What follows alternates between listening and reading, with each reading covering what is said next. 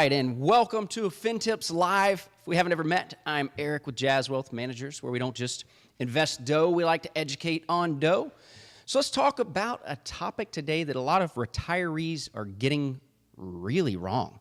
And we want to look at the correlation of the education of what you have. So correlation, kind of resorting to the stock market there, how that works. If things are correlating, that means that, they're acting the same. So if you don't have education on this topic, then, potentially it will affect other things just as well. So that's what I want to talk about today, and that is your retirement and how long you are going to live. A report just came out. We'll go through the report, and then we'll talk through how we as planners address this as a financial planner, really trying to figure out for your sake, how long are you going to live? Because longevity risk is probably one of the biggest risks that you are going to face in retirement. You can build out a plan, but if you plan to live till 80 years old and you die at 100, well, unfortunately, you're probably going to be living on Social Security unless you just have a large lump sum of inheritance that you are going to be leaving to some children there.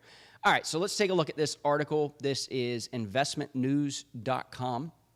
And the breakdown here is actually from a study that was done and TIAA Institute and the Global Financial Literacy Excellence Center at the George Washington University School of Business, using data from 2023 Personal Finance Index survey.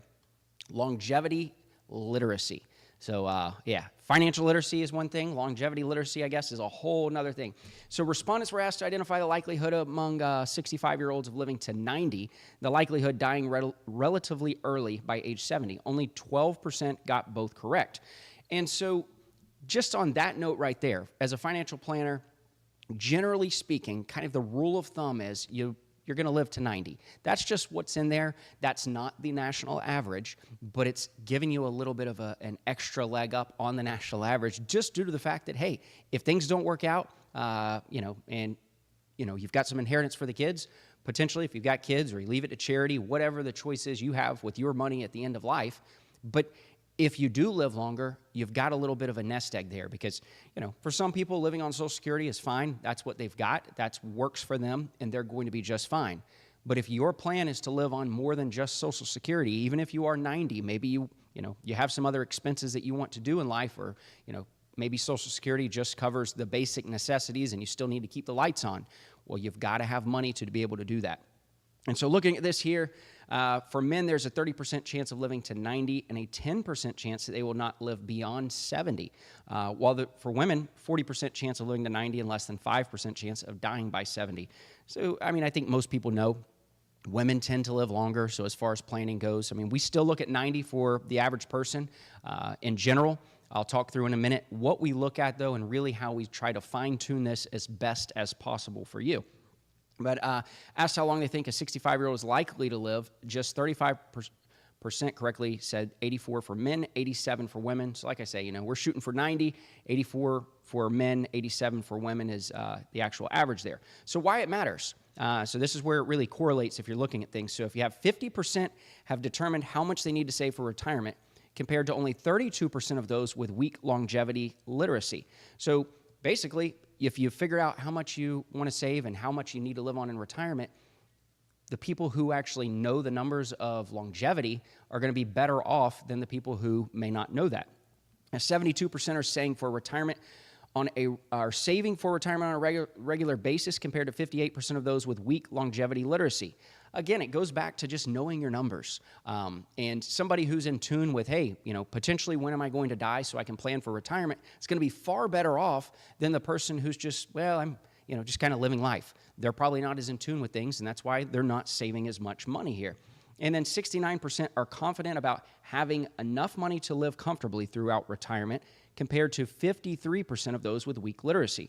Again, if you're confident about it and you know the numbers, you're good to go. It definitely helps. But if you don't know your numbers, we talk about this all the time here at Jazz Wealth with our clients. Know your numbers. A lot of that goes back to expenses, but oftentimes it does come into other things as well. When we're doing planning and somebody says, well, I'm going to die at 70. Okay, I mean, do you have some sort of illness? What's going on? Or, hey, I'm going to live to 150. Okay, well, it might be a world record. Why is that? What are the reasonings for that? And so let's talk through that for a minute and really how we help to determine, what is a good age projection. We start with 90, but then we want to talk to you, and these are questions you should be asking yourself when you're thinking of retirement and longevity in retirement is, what's our family history? What's going on there? What have we seen? How if you know your family history, grandparents, parents, looking at what that looks like. That also comes in play with like long-term care. Does Alzheimer's run in the family? Have people needed to go into some sort of, nursing home that treats Alzheimer's specifically? Or do people generally die healthy? Do they live to 95? What does that look like? Also, you have to look at your own health. Just because your family may have one thing, well, what about yourself? We talk to a lot of people who say, my family's all passed away. My parents passed away at, 75 years old, but both of them were smokers. They were both diabetics. They were obese. Me, I'm not a smoker. I'm not obese. Things like that will come into play. So it depends on your specific health as well. So those are ways to really think through this, look at this, to focus on knowing it. So make sure you know your numbers. That's really the focus on this, and making sure that you have a good projection. You can always do a financial plan also that builds in the what if. Hey, do you live longer? Maybe you say, you know what, I'm going to pass away at 85. That's what, based on family history, that's what we're thinking. We build that into the financial plan, but then we can run a what if scenario to say, yeah, what if I live to be 90? That's the kind of stuff we like to do here at Jazz with our clients. If it's something that you're looking for, a financial plan, be sure to check us out, jazzwealth.com. We'd be happy to help you. I appreciate you watching today, and thanks for joining me live.